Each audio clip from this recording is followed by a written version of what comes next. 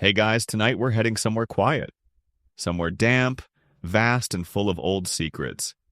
You're barefoot, standing at the edge of a forgotten shoreline. The sand is darker than you expect, fine like sifted ash, and the tide breathes in long, slow sighs. Moonlight glints off quiet pools where silver fish barely ripple the surface. Somewhere out there, past the seaweed and shipwrecks, sleeps a creature no one's quite sure ever existed. You float beside him, silent, invisible. There's a hush to this part of the sea, the kind of hush that usually comes right before someone finds out too much. But Poseidon doesn't hesitate. He reaches into the silt and pulls forth something slimy, glistening, still forming. It's weirdly domestic. You float slowly past the mosaic as the next scene unfurls. The young creature is now larger, maybe the size of a horse-drawn cart, nestled in an underwater cove made of coral and obsidian. Poseidon's visits are less frequent, but he always brings her something. Sea glass, the tooth of a sea lion, a poem scrawled in crushed pearl.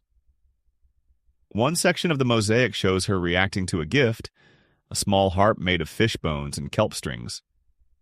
She's overjoyed, and here's your mainstream historical fact. Music was considered divine by the Greeks, often linked to harmony, order, and even healing. It makes sense that Poseidon, if trying to raise something both intelligent and mysterious, would teach her through song.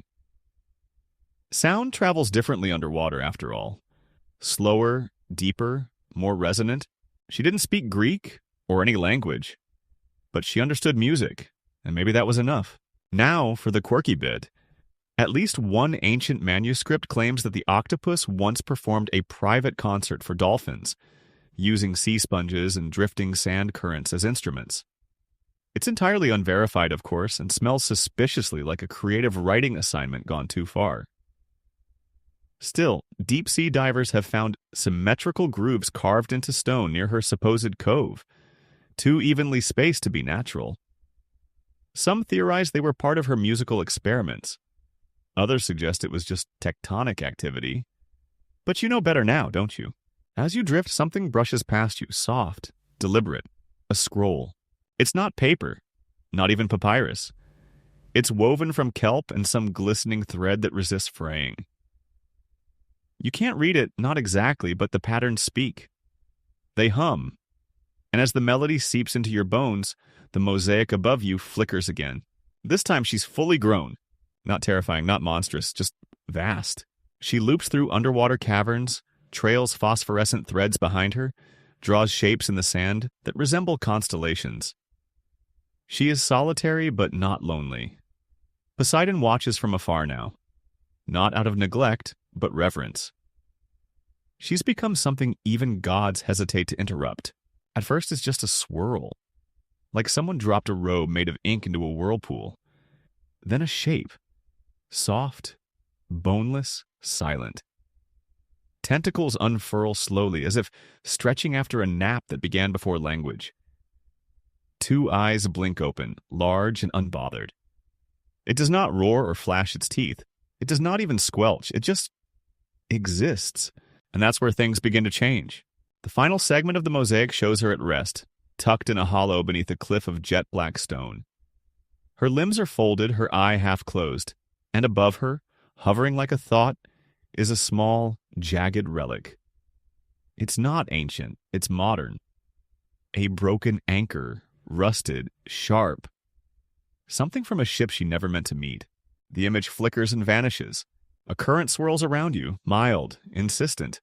It pushes you gently onward, as if the drift zone has shared enough for now. You pass one last detail. A rock face engraved with dozens of tiny symbols. At first they seem random, swirls, triangles, dots, but after a moment they begin to feel familiar. You realize they're the closest thing she ever came to writing. An alphabet of tentacle-signed memories, etched with suckers and time. Scholars have tried to translate them, of course. One famously claimed it spelled out a single looping sentence. He asked me to wait. Another says it was a calendar. A few say it's just weather tracking. But you now, with the song still humming in your chest, you're not so sure. You think it's a love letter? one never sent, one that still waits deep in the cold, dark drift. You drift away from the etched memories, the weight of them lingering like salt on your skin. The currents nudge you forward, not urgently, but with that steady insistence that the sea always seems to have. Like it knows where you're meant to go, even when you don't. And now, you find yourself gliding into an older part of the ocean. Older in the way certain cities feel old, not because of what's built, but because of what's been buried. The water here is darker, thicker somehow. Your ears pop slightly as you descend. Pressure builds, not enough to hurt, but enough to remind you. This is not a place made for air breathers like yourself. Ahead, something looms. It's not a structure exactly, more like a formation, a cluster of basalt columns rising from the seafloor like broken piano keys. Some lean, some jut sideways, all of them forming a kind of half-circle. The ancient Greeks had no name for this place. Modern archaeologists still argue whether it even exists, but if you were to look it up now, you'd find whispers of it under one strange name: the Chamber of Regrets. Historians still argue whether this hidden one, as a few temple inscriptions call it, was meant to be a weapon, a pet, or some aquatic form of abstract art.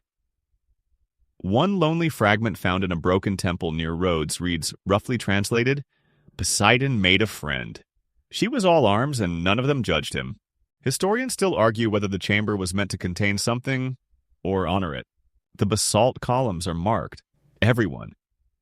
Not with words, but with carvings, fins, tentacles, eyes. 1,000 different interpretations of the same creature, all rendered with a kind of nervous awe. No two depictions are identical, and none are flattering. She's never shown smiling, never shown still. Never. You begin to understand why Poseidon kept her hidden, because this was no pet. No divine trick or sea-born prank. This was a creature of immense sentience, and that's what frightened everyone. Not her strength, not her size, but her awareness. She saw things the gods would rather not see. She remembered things mortals were meant to forget. The carvings pulse faintly, and the currents around the chamber begin to hum.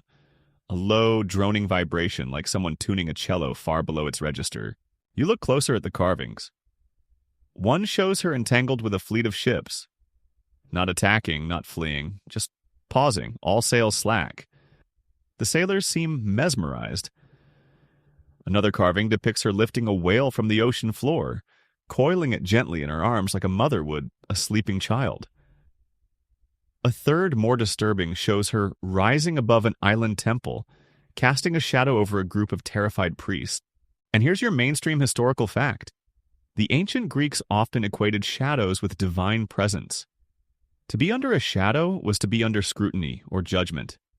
The carving wasn't meant to show menace, it was reverence. Even fear in the Greek world was a kind of worship. You reach out and touch one of the carvings. It's warm. That shouldn't be possible, but it is. And when your fingers rest against the rough stone, a memory not your own seeps into you. Slowly, politely, like a cat, testing whether it's welcome on your lap. Now you may be thinking, surely if a giant octopus was created by a god, someone would have mentioned it in a play or two.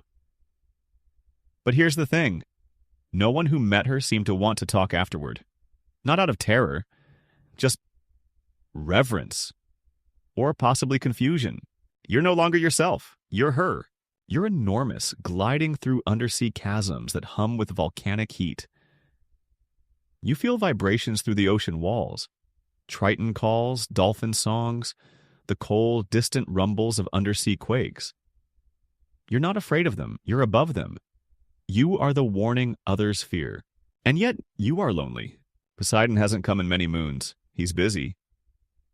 The sea gods always are.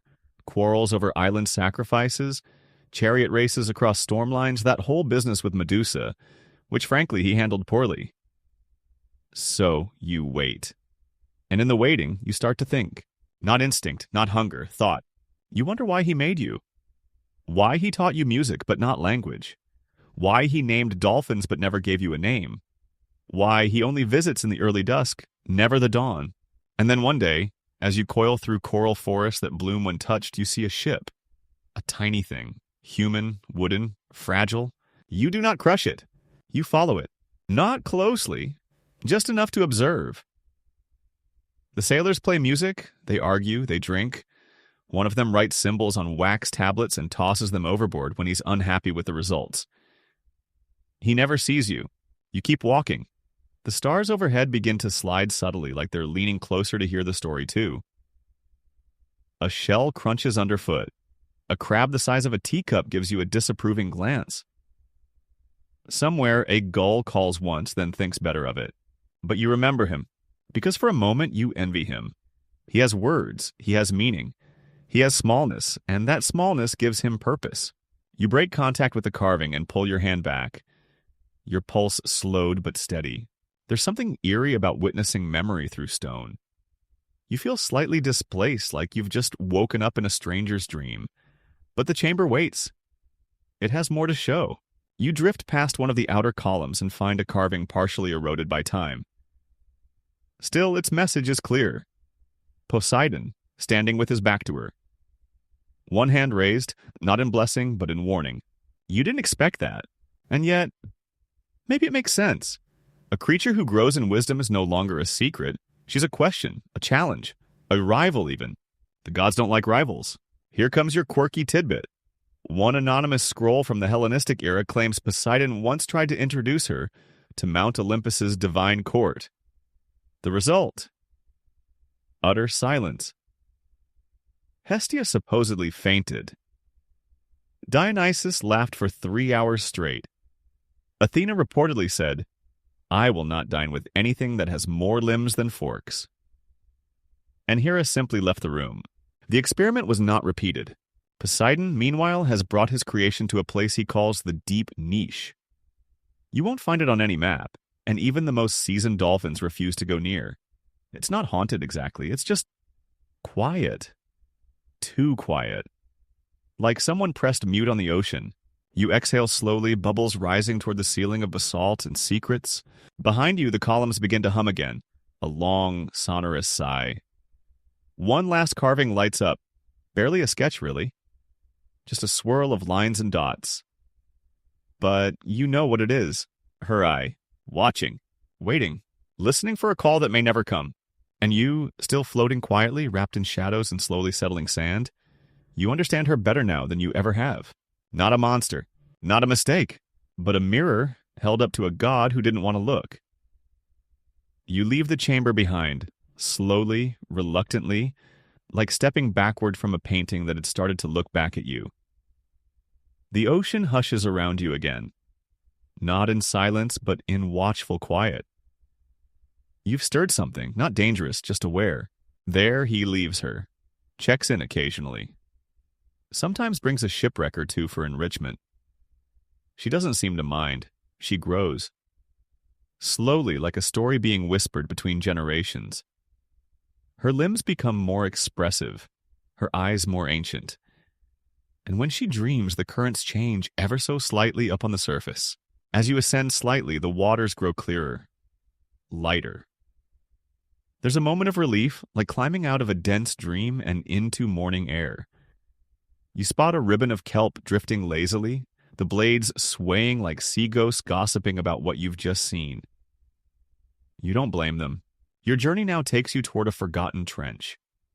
Not the Mariana kind, not the gaping abyss of doom sort, but a narrow, elegant scar etched between two underwater ridges. And nestled within it, curled up like a child, lies something extraordinary. A giant shell. No ordinary shell. This one gleams with an unnatural sheen, pearlescent yet strangely metallic, as though it's been forged rather than grown. Coral refuses to grow on it. Fish steer wide. Even barnacles, nature's most clingy residents, seem to give it a pass. This is her nest. And no, not a nest like a bird's, not twigs and feathers, but a resting space. A cradle for a mind too large and ancient to ever truly sleep. She didn't live here, not permanently. But she returned here, again and again.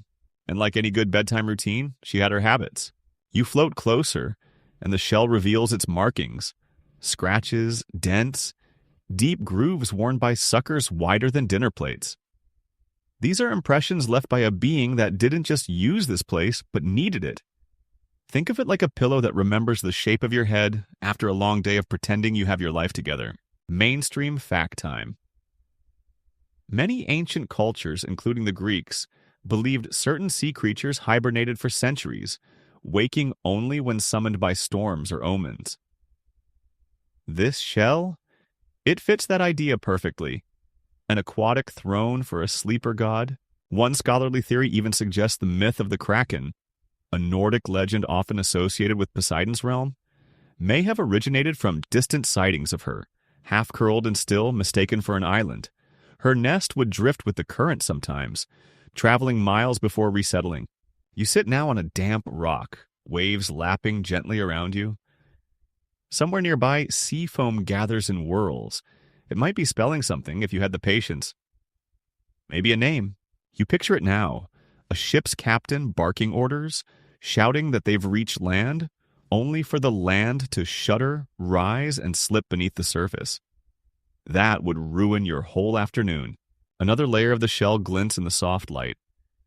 You see faint grooves, not random, but organized. You squint. Are they symbols? You swim closer. Yes, they are symbols. Letters. Ancient Greek, but sloppier. Hastily scratched like someone carved them mid-panic. They form a phrase half erased. She waits where no man looks twice. A warning, a lament, a prayer. Historians still argue whether the markings were made by sailors who found the nest or priests who fled from it. Some say a cult once worshipped her, offering ink-dyed pearls in exchange for calm seas. Others claim these were prisoners offered as sacrifices. The truth? Probably both. Human devotion and fear tend to blur together under pressure, like jellyfish underfoot. And here's your quirky tidbit. In one curious scroll attributed to a sailor named Makaros, there's a tale of a crew who followed a mysterious underwater hum to this very shell. They swam around it 3 times, each time growing drowsier. On the 3rd loop, they fell asleep mid-dive. When they awoke, they were on their ship again, sails intact, food untouched, but all their fingernails had been carefully cleaned. Everyone, immaculate. Disturbing? Slightly, but also kind of sweet. You reach out and brush your hand along the shell's edge. It's smooth, colder than the surrounding water, like polished marble kept in a shaded room. You feel something ripple beneath your skin. Not dangerous, just knowing. She remembers you. And just like that, you're back in her mind. Not a memory this time, but a dream. Historians often dismiss the hidden one as metaphor, a personification of the unknown, a sea-bound version of the monster under your childhood bed. But there are gaps in ancient records, strange circular burn marks on scrolls, ink smudged by seawater long before the documents ever left the library. She floats, coiled in sleep, dreaming of things that never were. Temples beneath waves, choirs of squid, lightless cities carved into obsidian cliffs. You see flashes of her dreams, a dolphin orchestra performing sea shanties in 7-part harmony, a sea cucumber running for office, Poseidon himself performing a dreadful solo dance in a kelp toga. It's surprisingly whimsical. Yes, even a divine creature needs her silly dreams. And yet, in the background of those dreams always is silence. A longing for noise that isn't hers, a hunger for presence, for being seen not as terror or tool, but as companion. One last glance at the shell reveals something new. A recent scratch. You didn't notice it before, but it's fresh, whiter than the rest. You run your fingers along it, a name in modern script, carved by scuba gear, not bronze, and it simply says, I saw her. That's it. No initials, no date, just a confession. A Roman naturalist once described a voyage where, for 20 minutes, the sea seemed to ripple with the rhythm of something breathing just beneath. His fellow passengers insisted it was a trick of light. The naturalist swore off sailing forever. And now, so have you. You back away slowly, mindful not to disturb her shell further. Some things once touched remember, and you feel quite certain this place remembers everything. Before you go, the shell pulses once, a shimmer across its surface like a light through an oil slick. It doesn't speak, but the message is clear. She is still here, maybe asleep, maybe watching, definitely dreaming. You drift upward now, your limbs relaxed, the salt water brushing past your skin like gauze. The trench and the shell recede behind you, their quiet gravity still tugging at your spine, but you don't look back. That's not the rule here. You look forward, always forward. And as you do, you begin to notice the water getting warmer. Not by much. Just enough that it reminds you of a long-forgotten bath you once took on a rainy Tuesday. Strange the things your brain coughs up when you're hovering above the sleeping place of a mythic cephalopod. This new warmth has a source. Vents. Not those dramatic, volcanic black smokers you see in documentaries with urgent cello music and deep-sea crabs marching about like underpaid extras. No, these are gentler. A soft upwelling of mineral-rich water, spiraling upward from fissures in the rocky seabed. Their glow is subtle, not fire, but blush. You're approaching what ancient mariners once called the ink veins, a rarely mapped stretch of undersea terrain marked by shimmering black mineral formations and ribbon-like tunnels that twist through the seafloor like the handwriting of a distracted god. Poseidon, god of the sea and patron of tidal drama, once made something. Something with too many arms, a fondness for solitude, and a knack for hiding under inconvenient rocks. You're about to meet that octopus. Slowly. Very, very slowly. You breathe slowly. The waves have synced with your pulse now. The salt tang in the air is soothing, almost nostalgic. And somewhere far beneath you, something with 8 impossibly long arms dreams of currents, kelp, and the warm voice of the god who made her. You wade in now. The tide has crept higher, but it's not cold. It's the kind of lukewarm you'd expect from a bath that's been drawn too long ago, or a puddle on sun-warmed stone. Each step feels like memory, like something familiar that slipped away in a dream. The water swirls around your calves, and you realize how absurdly quiet the sea is tonight. No crashing surf, no dramatic gulls, just the occasional bloop of something turning over beneath the surface. The myths say she used them as passageways. Not because she needed to hide, but because she enjoyed the elegance of it. The quiet. The artistry of moving unseen, like a rumor in motion. Your surroundings darken slightly as you enter the edge of one of these tunnels. Not pitch black, but a muted indigo flecked with ghostly reflections from the minerals embedded in the walls. The current here is slow, winding. It nudges you forward rather than pushing, like a grandmother gently shooing you toward the dessert table after dinner. You run your fingers along the wall, smooth, slick, strangely warm in spots, and suddenly you realize you're surrounded by ink. Not freshly sprayed, this isn't a panicked cloud, but ancient residue baked into the stone over centuries. A kind of calligraphy? If she was a goddess of sea monsters, then this was her writing desk. Mainstream historical fact. The ancient Greeks believed that some sea creatures could control ink, not just as a defense mechanism, but as a form of expression. Something closer to painting or divination.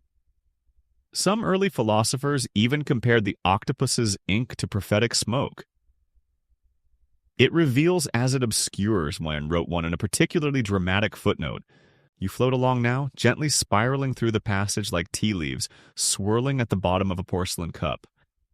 The walls begin to shift, subtle at first. Curves where there were once straight lines. Cracks that look suspiciously like eyes when you glance too quickly. You tell yourself it's just pareidolia, your brain playing tricks. Probably. Somewhere in the dimness, a lazy sea slug the size of a small cat wiggles past. It's glowing faintly with bioluminescent freckles. You wave at it. It does not wave back. The water thickens. Not literally, of course, but there's a sense to it. A density, as if stories had settled here, like sediment. This is no ordinary sea. It's the Aegean before time got bureaucratic. The kind of sea where islands still wander around like curious pets and storms sleep under folded blankets of cloud. As you continue, you begin to see carvings. At first you assume they're natural, formed by erosion or time. But no, These are deliberate, circular motifs, spirals, tentacles coiling inward around tiny figures of men with open arms and foolish expressions. You wonder if it's admiration or appetite. There's one carving in particular that catches your eye. It shows Poseidon, recognizably grumpy, trident in hand, kneeling before a shape larger than himself. Not bowing exactly, but requesting.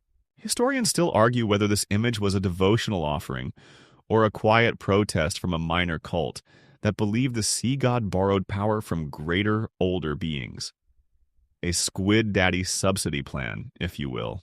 You think back to all those myths of Poseidon's wrath, storms, whirlpools, inconvenient islands appearing in the path of enemy ships. Maybe he wasn't always acting alone. Maybe sometimes he asked her to stir. And maybe she agreed, quietly, lazily, like a cat flicking a paw across a chessboard. You continue gliding through the tunnel, which now begins to open. The path becomes a spiral ramp, coiling like a conch shell upward toward a large circular room. And in the middle of that chamber, lit by the soft glow of vent light and reflected minerals, is something you didn't expect to see. A statue. Not of a man or a god or a hero slain by hubris and goat-related nonsense. No, this one is of her. The sculpture stands easily 10 feet tall. Its base is etched with salt-crusted runes and curled fronds, and the creature it depicts is nothing short of regal. 8 tentacles splayed outward like sunbeams. A single eye, huge and lidless, staring slightly askew like it's contemplating a long-lost love or a misremembered sandwich order. You pause, peering down. The sand under your feet is mottled with seashells shaped like question marks. One of them shifts ever so slightly and vanishes. Probably a clam. Probably. Her beak is slightly open, almost amused. And draped across her mantle, literally sculpted onto the statue, is a necklace. Not just any necklace. A chain of small, carved ships. Triremes, longboats, galleons, all sinking mid-motion. You stare at it longer than you mean to. It's oddly cute. Morbid, sure. But you can't help imagining the sculptor carefully carving each tiny ship, mumbling to himself, "Yes, that's the one she flipped on a Tuesday. And here's your fringe detail. An old map found in a shipwreck off Crete shows this very chamber. But instead of a statue, the map labels it her mirror." Scholars debate whether this means the statue was added later, or if what they called a mirror was never glass, but a living creature who occasionally reflected what you feared most. You touch the base of the statue, it hums. Very faint. Like a tuning fork made of bone and memory. A final carving, half erased, loops around the base. You lean closer and trace the words with your fingers. The sea forgets only when she chooses. And you're choosing to remember. Because you are now part of this quiet mythology. Not in a grand, epic hero way, but in the quiet lantern flickering in a fog sort of way. You've wandered deep into her territory, touched her shell, seen her dreams, stood in her hall of echoes. You are very much on her radar. This stretch of coastline, you realize, was avoided even in its heyday. Not cursed necessarily, just unpopular. Ancient sailors had a term for it. Thalassa Argos, the lazy sea. Not because the waves didn't move, but because nothing ever happened here. No good fishing, no shipwrecks, no drama. It was the maritime equivalent of that quiet cousin at family reunions who just eats crackers and smiles politely. And you're oddly okay with that. The silence in the chamber lingers like sea fog, thick, calm, and deceptively alive. You linger near the statue a moment longer, letting your fingers trail across the delicate stonework of those miniature sinking ships. It's oddly grounding, this massive, reverent octopus carved with the focus of someone who knew how little time humans had in the grand scale of tides. Then, with a gentle kick of your heels, you float upward again. Not out of fear. More like you're answering a call, something just slightly audible beyond the edge of hearing, like the hum of a refrigerator in the middle of the night. You ascend a winding vertical shaft, barely lit. The walls glisten with marine film, tiny microorganisms pulsing faintly like lazy city lights in the rain. Occasionally, your shoulder brushes something soft. Seaweed, maybe. Maybe not. You don't check. At the top, the shaft opens into a new space. Massive, domed, and echoing with the distant clicks and moans of far-off whale song. It's here the myths speak of an echo basin, a place where Poseidon was said to commune not with his fellow Olympians, but with older advisors. You can see why he'd pick this place. It feels like a secret cathedral carved by no hands and lit by the glowing threads of colonial jellyfish overhead, weaving across the dome like the trails of lazy comets. There's something reverent about it. Mainstream historical fact. In many coastal regions of ancient Greece, octopuses weren't just seen as seafood or curiosity. They were often used as ritual symbols. Some rare cults believed they represented the unknowable depths of time itself. Not just the sea, but the space beneath memory. A realm beyond even the gods.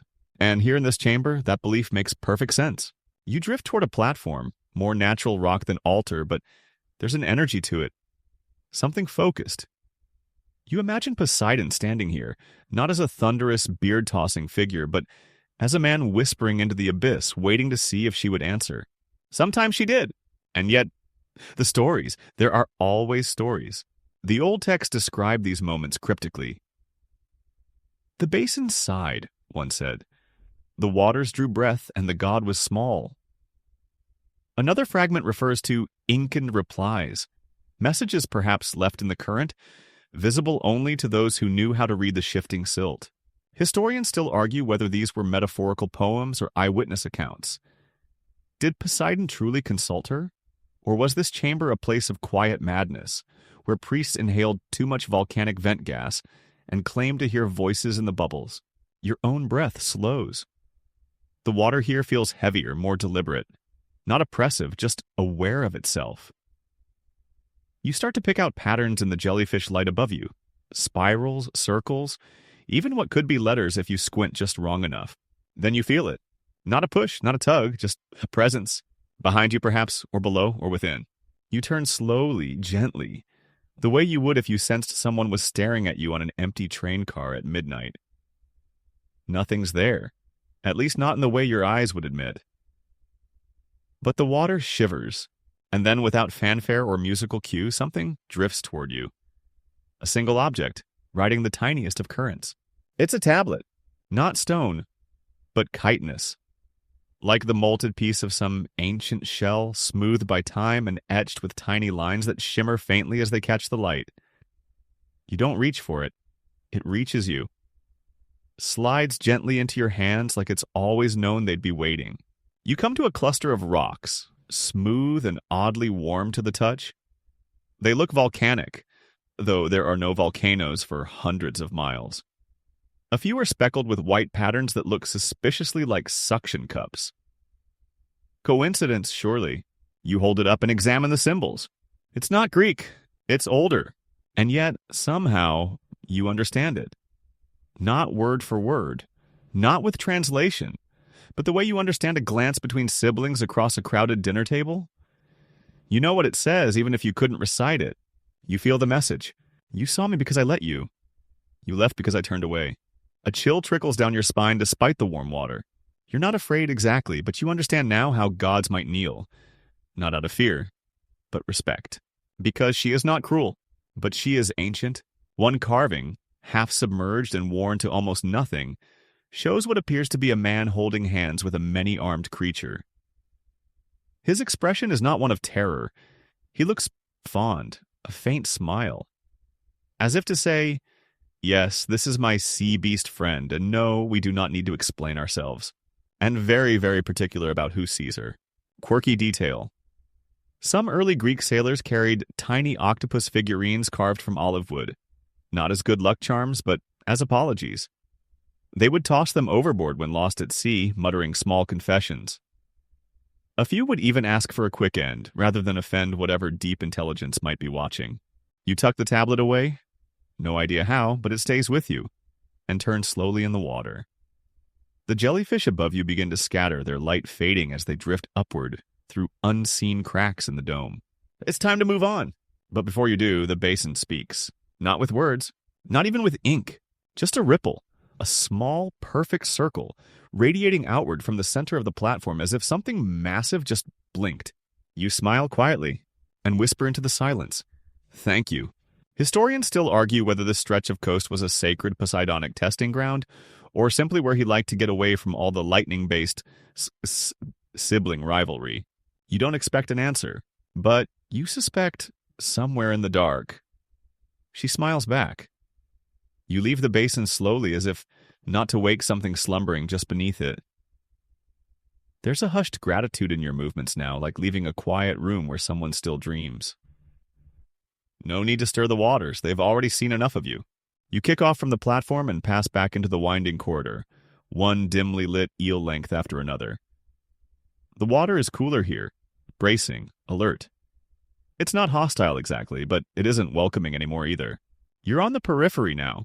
The further from the basin, the more the atmosphere shifts. This part of the palace, if you can still call it that, isn't for rituals or secrets. This is storage. Memory stacked on memory.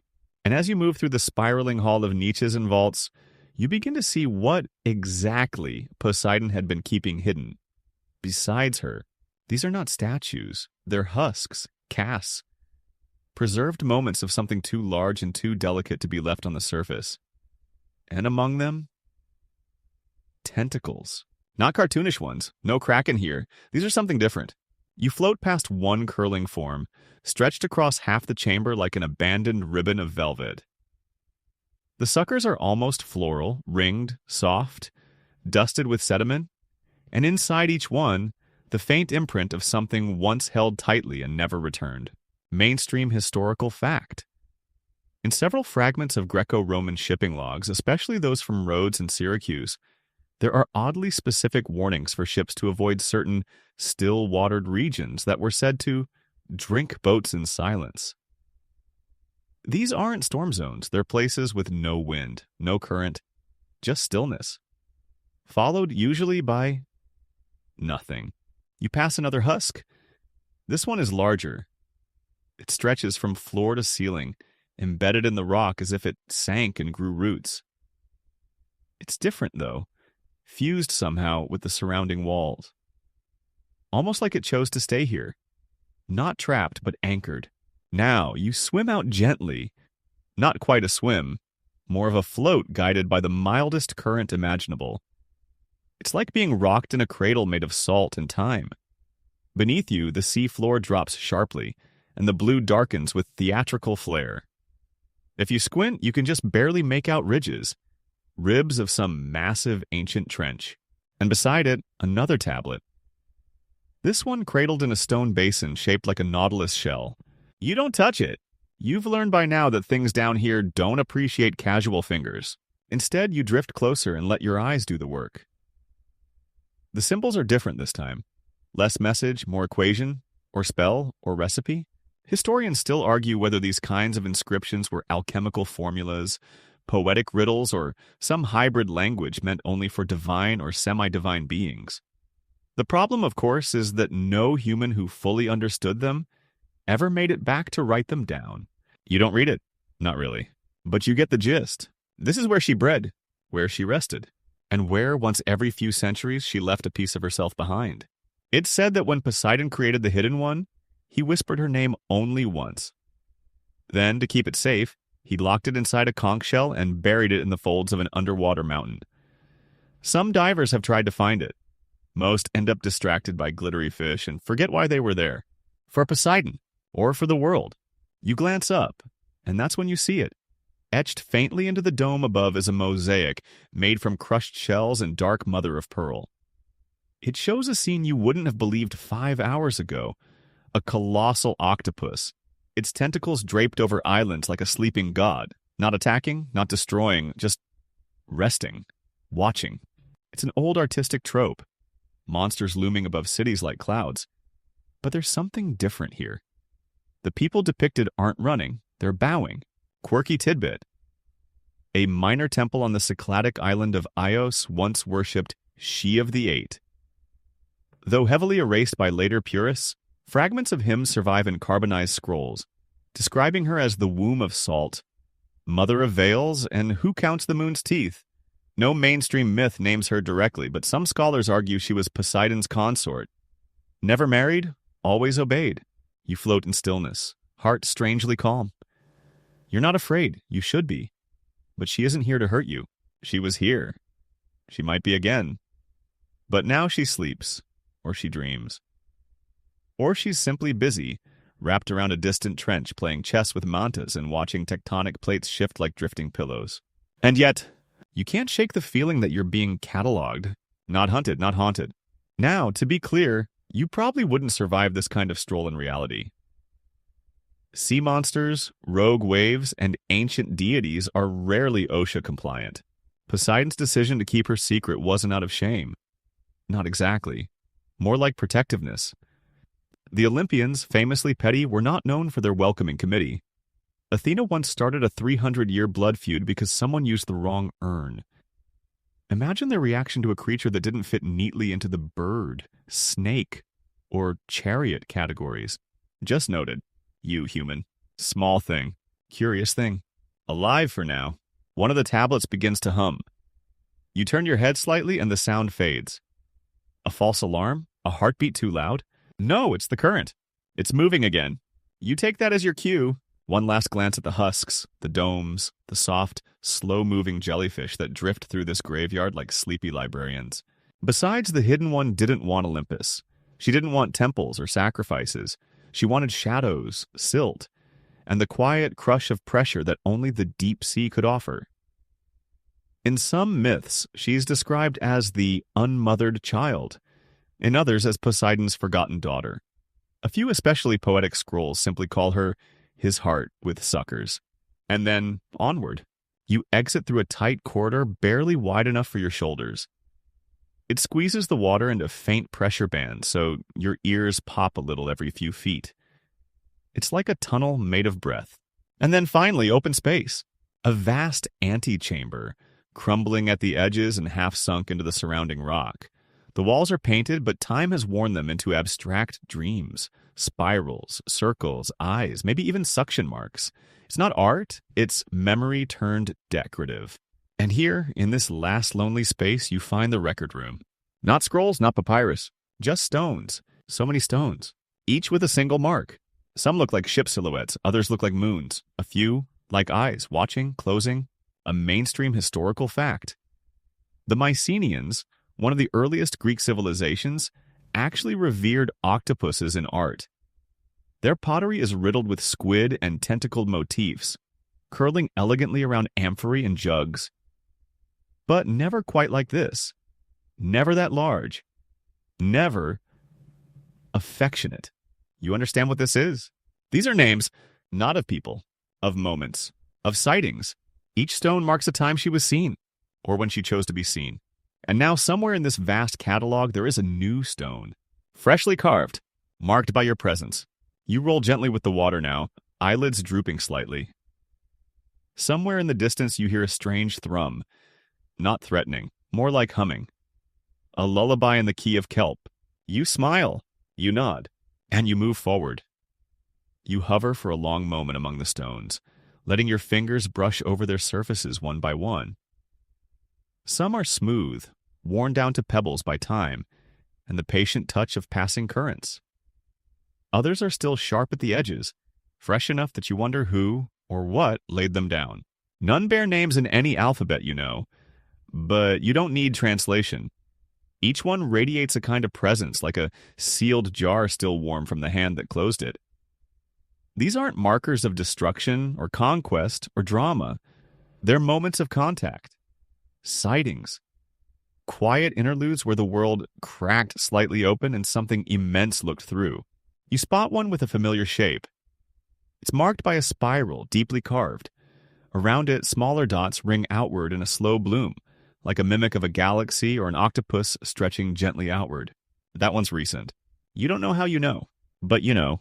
And beside it, another, freshly etched, still flaking bits of stone dust into the water. You tilt your head, and there it is, your moment. A soft crescent, not a moon, but the curl of a tentacle. A small dot beside it, almost like a freckle. You smile again, this time a little sheepishly, like realizing you've been included in a family photo without being asked. And here's the quirky bit. Ancient sailors had anti-ink charms, little pouches made of shark skin and oyster shells, worn around the neck to ward off surprise encounters with squids. Whether they worked is debatable, especially since most squids don't really care what necklace you're wearing. Mainstream historical fact. Some ancient Mediterranean ship logs included notations of unusual sightings, often in shorthand. BLM for black limbs moving, or SOG for still ocean growl. These were rarely elaborated on. The implication was clear to sailors. Don't go back, the water remembers. The antechamber begins to dim, as if the current itself is suggesting you move along.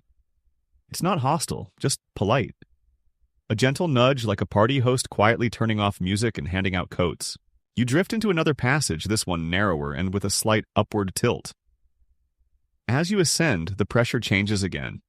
Not painful, just different, like adjusting from deep sleep to soft wakefulness. And then you arrive. It's not a throne room. Poseidon never needed a throne down here. But this is his study. Not books, of course. No scrolls or ledgers. But information still.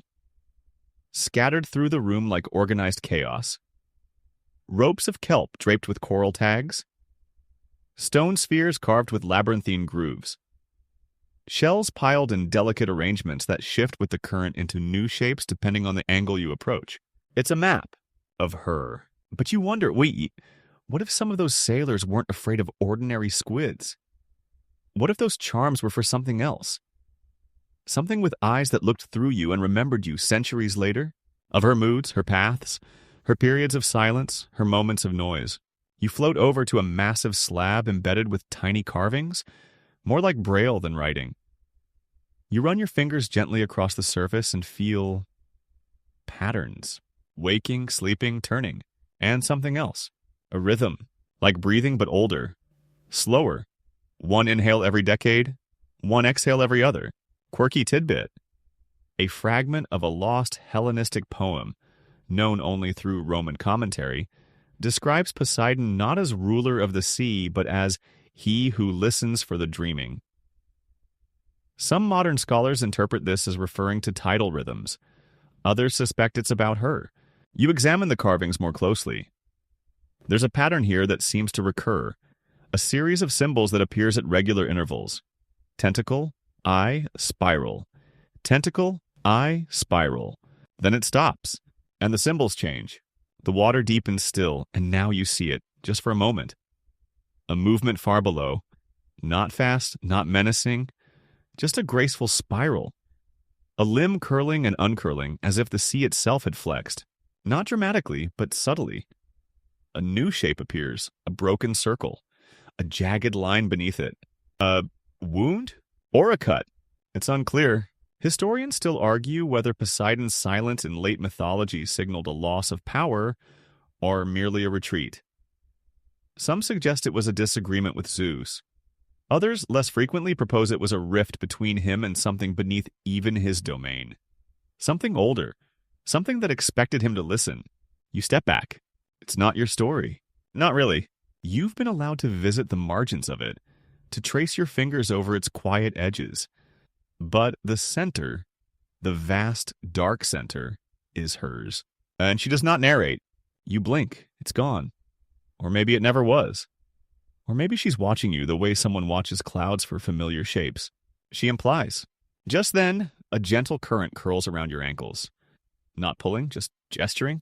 There's one last place to see. You let yourself drift again, turning slowly, lazily, as the corridor tightens once more. You pass under a natural stone arch, where the floor is etched with lines worn smooth by centuries of flowing water. Like a path well trodden by something without feet, it opens into a cavern that pulses faintly with bioluminescence. Not bright, but enough to outline the shape of the space. A circular room, empty except for one object.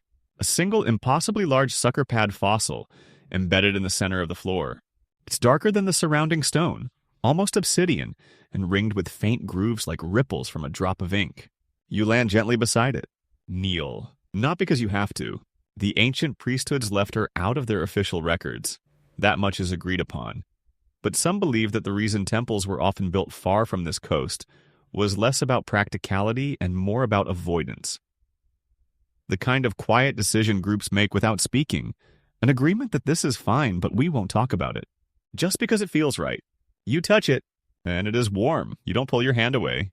The warmth surprises you, not hot, not uncomfortable, but undeniably alive. Like the smooth flank of a creature dozing in shallow breath. You half expect it to pulse, to twitch, to wrap itself around your wrist and remind you whose presence you're trespassing. But it doesn't. It just waits. The fossilized sucker pad lies beneath your palm, vast and still. You sit with it in silence, not out of reverence exactly, but because the moment deserves quiet. There's a weight to this chamber, and not just in the stone. This is where she last touched the surface world, or at least that's the impression you get. Mainstream historical fact. In the early Roman era, an undersea cave system near Sicily collapsed, revealing fossilized remnants of what ancient texts later referred to as limbs the size of trees. The site was promptly reburied by authorities who deemed it cursed. Modern geologists confirm the collapse, but remain baffled by fragments of invertebrate structures embedded in limestone, unlike any known cephalopod. You tread water now, not tired, but gently suspended. Below, the trench yawns wider. Around you, the moon paints silver streaks across rippling waves. You realize you've stopped thinking in hours and started thinking in tides. It's that kind of night. You rise slowly and begin walking the perimeter of the chamber. It's circular, yes, but subtly off-center. The kind of architecture that imitates nature instead of imposing order. The walls slope inward as they rise, like a bubble suspended in stone. Etched along them are more carvings. Not messages this time, but images. A story. Her story. Tentacles reaching from beneath boats, not to pull them down, but to guide them. Curling around shipwrecks to prevent them from drifting into trenches. Protecting, guarding, even perhaps choosing. You pause in front of one scene that catches your breath. It shows her, not in battle, not in rage, but curled protectively around a craggy reef. Inside the coil, an egg. Enormous, veined with cracks. Beside it, smaller figures, humans, kneeling, offering something in their outstretched hands. A bowl, a harp, a baby, quirky tidbit.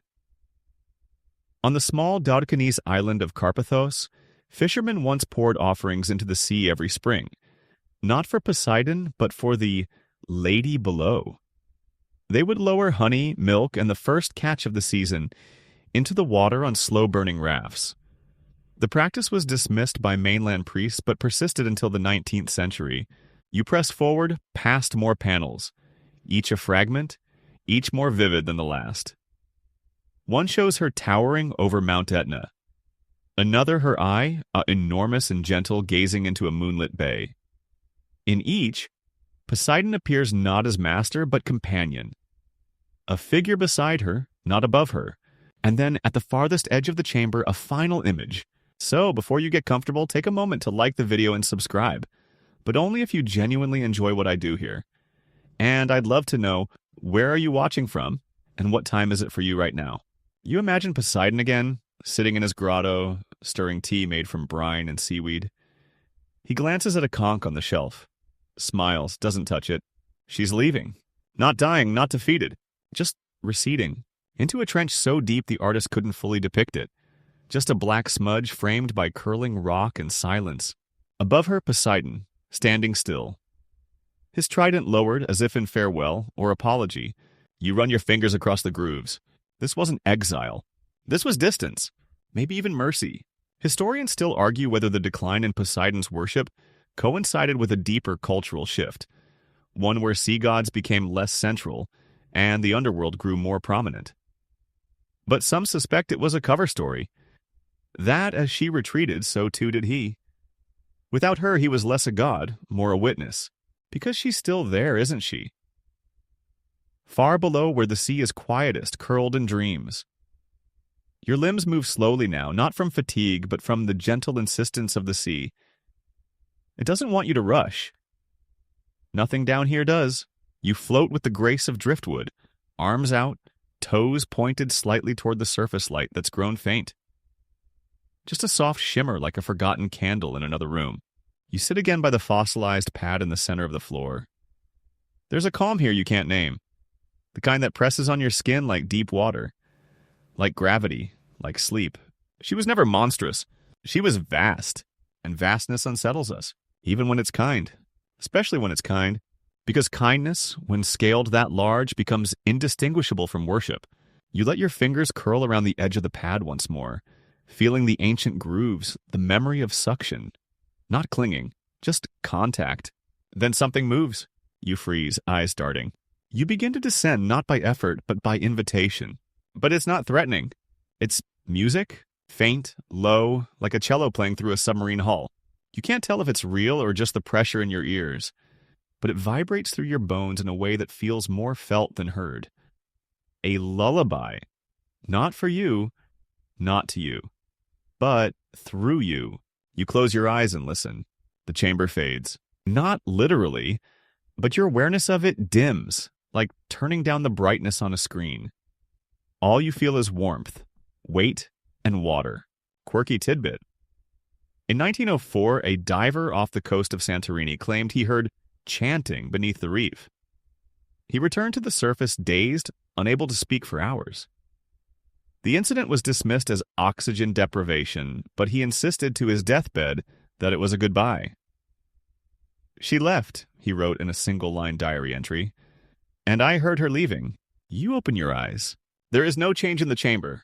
It's a known fact, though rarely mentioned on cruise brochures, that the deeper you go, the quieter everything becomes. Sound fades faster underwater, especially here, where myth and memory have thickened the silence to something almost tangible. Even your heartbeat feels muffled, no sign that anything has moved. But you feel lighter, and that's when you realize this wasn't a viewing chamber. It was a farewell room. You weren't just visiting her memory. You were being allowed to say goodbye, not just to her, to the idea of her, to that version of the sea, ancient, aware, watching. You step back from the fossil. As the seafloor approaches, strange shapes emerge. Rounded mounds of stone, swaying towers of kelp, and a pattern in the sand that looks suspiciously like handwriting. The currents have carved sentences here, though not in any language you know. Maybe she's been journaling. One last look, one last nod, and then you turn and begin the ascent. You ascend quietly, one lazy kick at a time, the current lifting you upward like a careful hand. The water here is denser, slower.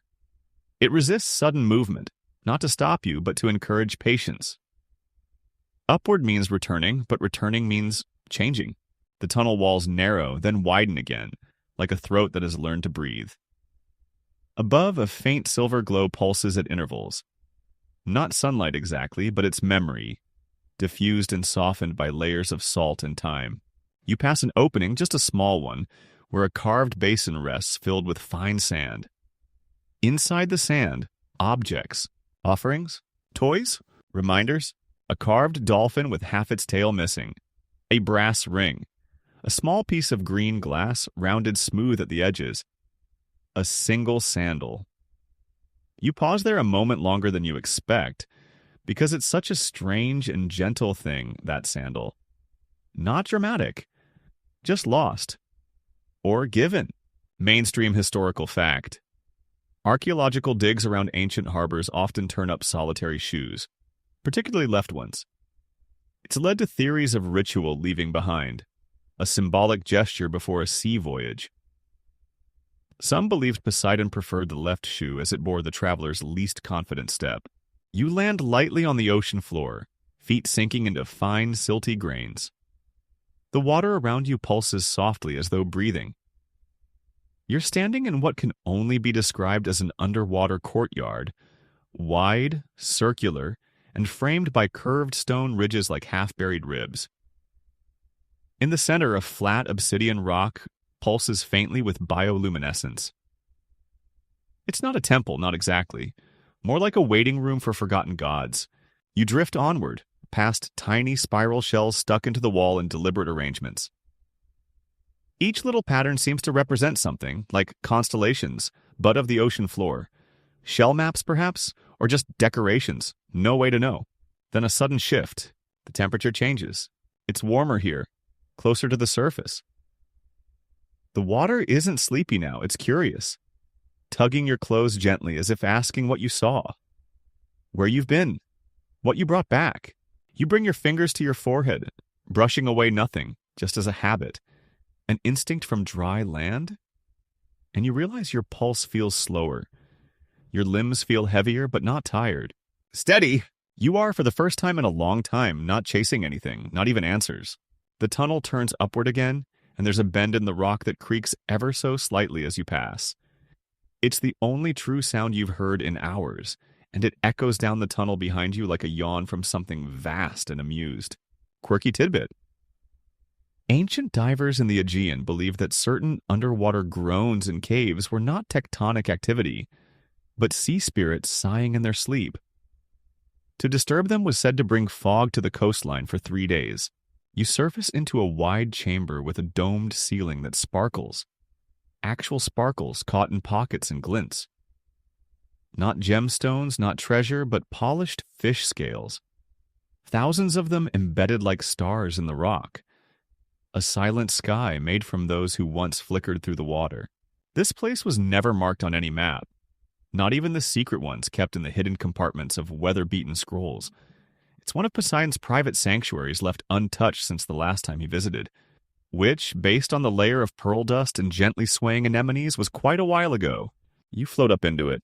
A dome of memory. Here, perhaps, is where Poseidon watched her sleep. Or maybe this is where she last dreamed of land. There's a shelf at the far side just above eye level. Something rests on it. A statue? No. A figure made of rope, bound and knotted into the shape of a human, but with 8 trailing cords behind it like tentacles. You smile. It's a joke. Or an attempt at empathy. A tiny Poseidon dressed like her. The gods aren't always stern. Sometimes they're just lonely. Now, here's something most textbooks leave out. Several ancient Greek myths mention mysterious ocean lights, floating stars beneath the sea. The official academic line is that they were jellyfish, but others argue quietly in the footnotes of obscure marine theology dissertations that these lights were a calling card, a way for Poseidon to find his creation in the deep when the tide of memory got too high. Historians still argue whether Poseidon's role as tamer of horses was symbolic of ocean currents or literal land-sea trade control. But some fringe interpretations suggest the horses were metaphorical. Not animals, but creatures of the deep with flowing limbs steered only by those who knew their names. The glow above you now is stronger. Time to go up. But you hesitate. There's a tug inside your chest, not physical, but familiar. That quiet resistance to waking when the dream is finally calm. You've been deep in her world now, so deep, the surface feels absurd. Loud, hard-edged, dry. You look back down the tunnel. Nothing follows. Historians still argue whether this particular trench was formed naturally or whether Poseidon carved it himself to cradle her safely out of reach. Some temple fragments suggest he sang it into being, a low, guttural hymn that coaxed the sea to part like warm dough. Nothing calls. She's not summoning you again. That's the point. This was a one-time pass, a quiet allowance. She doesn't need worship. Just remembering. You let out a long breath and finally kick upward again. Through the column of warmer water. Through silvers and grays. Through soft, rising light. Quirky tidbit. Sailors in ancient Greece sometimes painted an open eye on the prow of their ships. This wasn't just superstition. It was, in part, a reminder. She watches, the saying went. Not Poseidon, her. And the eye wasn't to protect them from her, but to show that they, too, were watching back. Your head breaches the surface. The air hits like a forgotten sound. Sharp at first, but then soft. You notice now that your skin tingles slightly, not unpleasantly. Like walking into a room where someone just finished humming.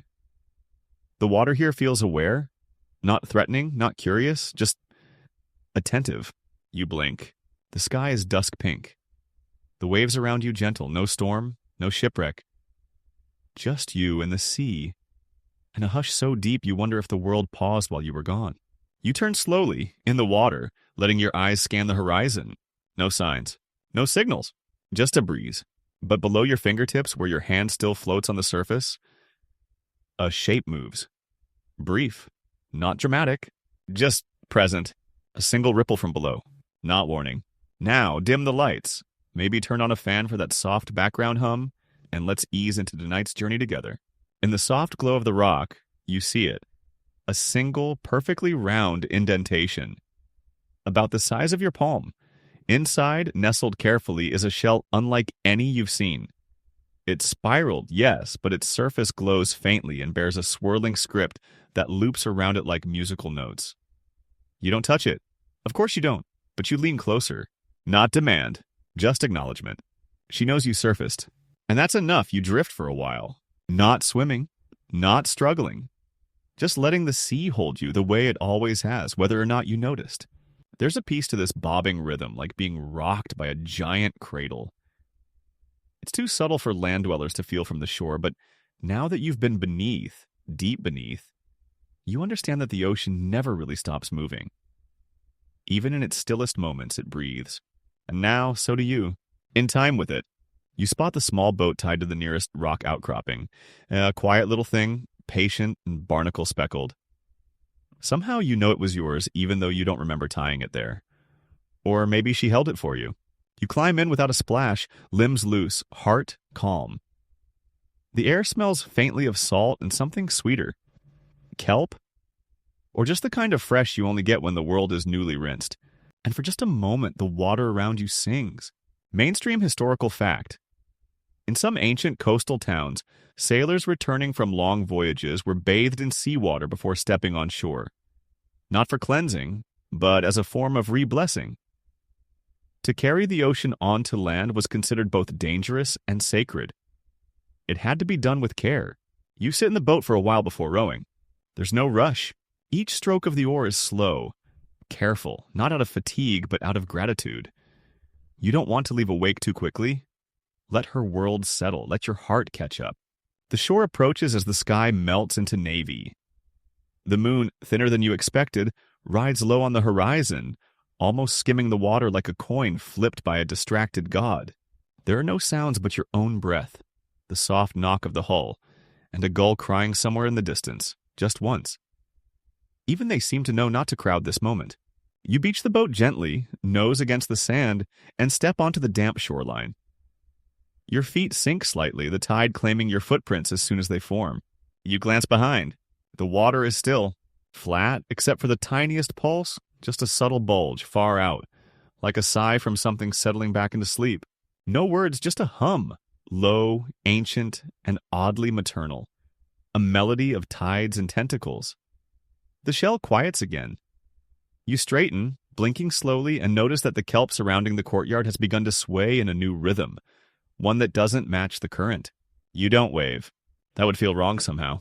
Instead, you bow your head. Not deeply, not theatrically, just enough. Then you turn inland and walk. Quirky tidbit. In an obscure Thracian myth, a hero once returned from an underwater palace with sea salt crusted in his eyebrows. The locals took it as proof he'd seen the Quiet One, a nameless guardian of the deep. For the rest of his life, they refused to let him carry fresh water. "You've already been quenched," they said. The path up from the beach is uneven, worn into the hill like a lazy spiral. You take it slowly, every step pressing soft sand into your sandals. The night is warm, the breeze gentle. It smells of rosemary and distant smoke. You pass an old well, a fig tree, a stone wall where someone's left a basket of citrus fruit, free to take. And you do. A lemon. You roll it in your palm like a worry stone. Its weight anchors you. Its sharp scent is life. Halfway up the path, you pause and turn again. The ocean glints behind you. Something's coming. She's still there. Of course she is. Not waiting, just being. You remember the carved images, the egg, the harp, the eye, and for the first time, it hits you. They weren't just warnings or stories, they were memories, etchings from the minds of those who had seen her, felt her pull, and then returned. Like you, historians still argue whether some of the oldest underwater cave art, found off the coast of Greece, was drawn by sponge divers or early seafarers. Some say it was the work of cults. Others believe it was an early attempt at mapping dreams. But none can explain the consistent presence of a single motif. 8 swirling arms, not in aggression, but in embrace. You reach the top of the path as the first stars appear. Slowly, bashfully, as if unsure whether the sky is ready for them. You know how they feel. You reach a small stone bench, half crumbled, tucked beneath a leaning olive tree. You sit. Not because you're tired, but because this is a moment that asks to be witnessed. The ocean is quieter now, but not in a scary, crack and smash the ship kind of way. This is more like the arrival of a large, polite librarian who prefers to be early. You don't see her yet, but you feel her. A shift in pressure. A hush falling over already silent water. Even the fish seem to nod and exit stage left, but not silent. She never truly is.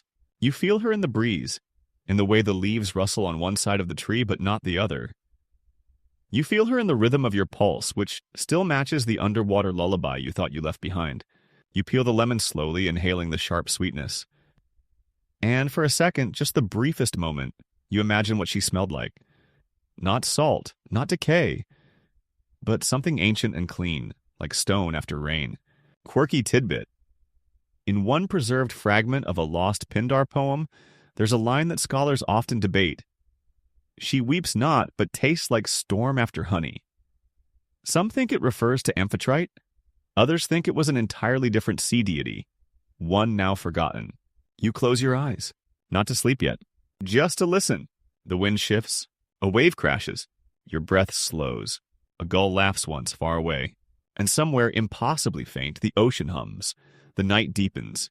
Above you, stars have multiplied, daring to show themselves fully now that the sun is long gone. They blink lazily, scattered across the velvet dome, as if they too are drifting off. Somewhere near your bench, a small insect begins its nightly chirp.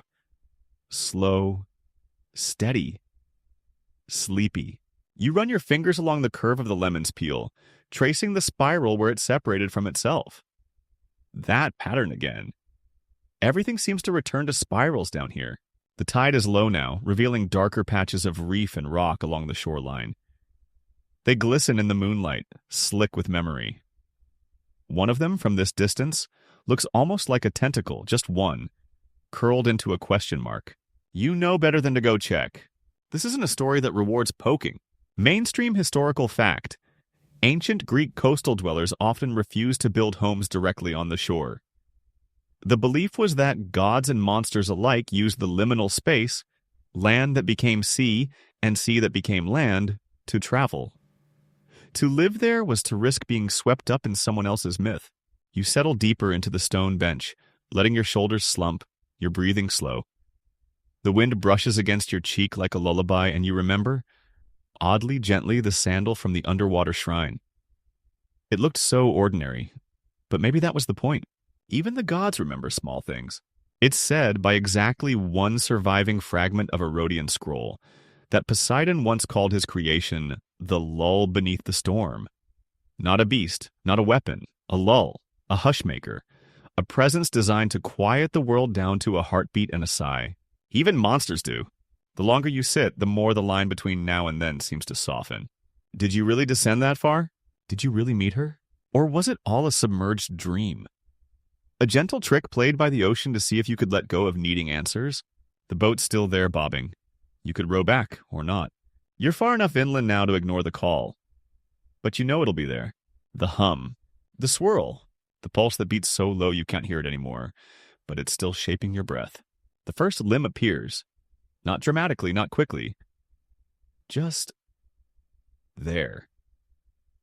A single curling tentacle, smooth and impossibly long, spirals into view from the trench's edge. It moves like a dancer mid-stretch. No rush, no reason to hurry.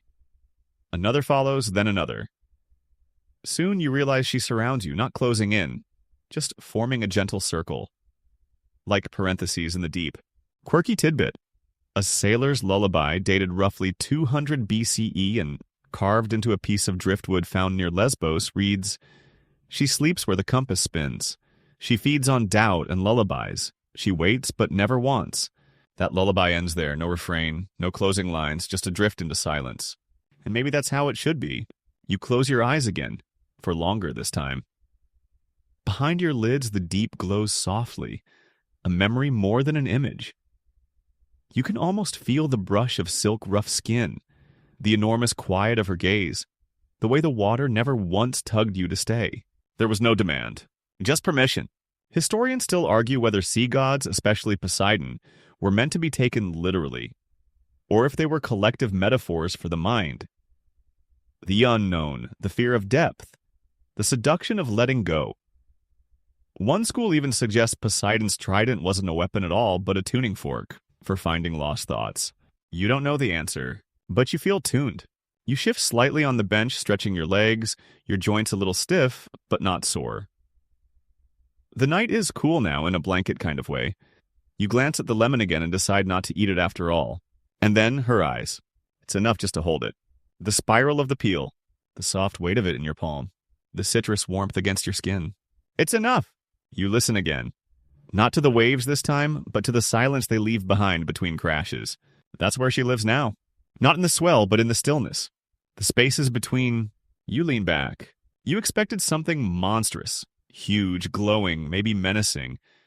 But they're none of that. They're calm, dark, reflective, the kind of eyes you'd expect on a creature that's read every secret and decided not to gossip. Your shoulders find the right spot in the stone. The olive tree rustles above. And you smile, not because you know the truth, but because you've stopped needing it. And now as the night settles fully around you, the story softens. Your breathing slows, becoming steady and deep, like the slow rhythm of distant tides. The stars above shimmer gently, less like flames and more like whispers. Their light doesn't dazzle, it hushes, it lingers. Somewhere far away, the ocean still murmurs to itself. The giant octopus you met, or imagined, is back in her cavern. Tucked between shadows and silence. Not watching. Not waiting. Just being. Her world is whole without you, but gently altered by your visit. The air smells faintly of salt and something older, like damp parchment or a grandmother's attic filled with dried kelp. You walk slowly along the tide line, toes just brushing the foam. Each wave delivers a whisper, a half-remembered lullaby, a secret Poseidon once muttered when he thought no one was listening. She doesn't speak. She doesn't need to. You understand her greeting in the slight pull of the current, the swirl of silt, the way her limbs mirror your slow breathing. And your world perhaps has shifted a little too. The bench beneath you is cool but comforting. The wind has quieted as if the trees themselves have decided to sleep. No decisions need making now. No stories need ending. You're exactly where you should be. Let your limbs grow heavy. Let your thoughts unravel slowly like kelp drifting in soft current. No need to remember all the details, just the feeling, the hush, the glide, the warmth of something enormous choosing not to harm you. Tonight you are cradled in that quiet. You've met her before. Not in this life, maybe, but in dreams of deep water, of rooms with no corners, of lullabies sung in languages that never needed consonants. And when you dream, because you will, you may find yourself slipping back beneath the waves, not to seek answers, but to simply float again, weightless and welcome. Sleep now. You are safe. You are home. You are remembered. She drifts closer, and with every inch the tension in your shoulders dissolves. She doesn't ask questions. She doesn't judge. You are simply here, and so is she. The silence between you is full, not empty, with possibility, with the kind of companionship that needs no conversation. And then she reaches out, not to grab, not to bind, but to touch. One tip of one arm brushes your hand. The sensation is electric and soft, like memory, like silk soaked in seawater, like recognition. You exhale. She exhales back, although that's probably metaphorical. Poseidon may have kept her hidden, but she is not angry, not sad. She's simply content to be. To drift in the deep, to listen to the echoes of shipwrecks and the creaks of tectonic plates. She doesn't want worship, she wants peace, and tonight she's offering a little of it to you. You drift with her now, caught in the slow, hypnotic pull of her presence. Time doesn't quite work down here, at least not in the way it does up above, where minutes tick on like a metronome and lunch breaks evaporate. No, here it's more tidal. Things arrive and recede, thoughts appear like bubbles and vanish just as gently. The giant octopus, because yes, that's what she is, though calling her an octopus feels a bit like calling a cathedral a building, guides you through a forest of kelp so tall and ancient it might qualify as a civic landmark. The fronds sway in lazy rhythm, brushing your shoulders as you pass. You're not sure if you're walking or floating anymore. It doesn't matter. Here's a fun historical fact. Aristotle, ever the overachiever, once wrote about the soul of cephalopods. He was oddly fond of octopuses, noting their intelligence, their creativity, even their moods. He might have been one of the only philosophers in ancient Greece who'd hesitate before serving one on a plate. Still, historians argue whether Aristotle's writings on octopuses were entirely his own observations, or if he too heard whispers of Poseidon's secret. Some even suggest the creature he described wasn't a normal octopus at all, but a veiled reference to her. The one gliding silently beside you now, barely disturbing the water. The myths often forget that even gods get bored, especially sea gods. Imagine ruling an entire ocean, millions of leagues of endless wet. Occasionally shipwrecks, sure. A dramatic whirlpool here, a noble drowned prince there. But mostly, currents, fish, more fish, then jellyfish, then slightly larger, less cooperative fish. It gets repetitive. You pause beside a rock formation that looks like a half-sunken amphitheater. It curves in gentle crescents, like someone had the idea to host a concert for seahorses and then forgot about it. Coral has crept across the stone benches, softening the edges. In the center, a pool glows faintly, not with light, but with memory. She nudges you toward it, not physically, just a shift in current, an invitation. You look down and see images in the water. Brief, flickering, like memories caught in reflection. Sailors gazing into the sea, ships anchored above impossible depths. A boy who drops a coin into the ocean and waits for a wish that takes years to answer. A temple long gone, carved from black marble with symbols etched like sighs. She watches you watch. You get the sense this is how she remembers things. Not in a linear order, more like a gallery of dreams. Maybe that's why Poseidon loved her, not because she was powerful or rare, but because she never forgot anything. Not even the small things. Especially not the small things. Here's the quirky bit most mythology books skim over. Poseidon wasn't just god of the sea. He was also the god of earthquakes and horses. Yes, horses.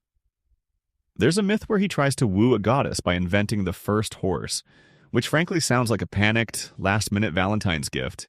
But deep in the scrolls of Atlantis, which totally existed, by the way, but we'll save that for another bedtime, there are references to other creatures Poseidon crafted. Some graceful, some monstrous. All lost, all buried, except her. You move with her again, now past a reef shaped like a spiral staircase. Tiny fish dart between the coral spokes, blinking with bioluminescent gossip. The octopus's arms curl gently as she moves, each one independently curious, brushing past rocks, sampling currents, making subtle gestures as if she's remembering a dance no one else recalls. Scholars still debate whether cephalopods have culture, whether they pass on behaviors, form traditions, teach their young. The mainstream opinion is cautious optimism. But some deep-sea folklorists, yes, that's a thing, believe that she was the source of it all. The mother of every clever escape artist, every ink-squirting prankster, every mimic that ever baffled a submarine camera. She's a storyteller. Not with words, though. With movement. With gesture. With places like this curated over centuries, filled with objects that hold meaning even if you don't understand it yet.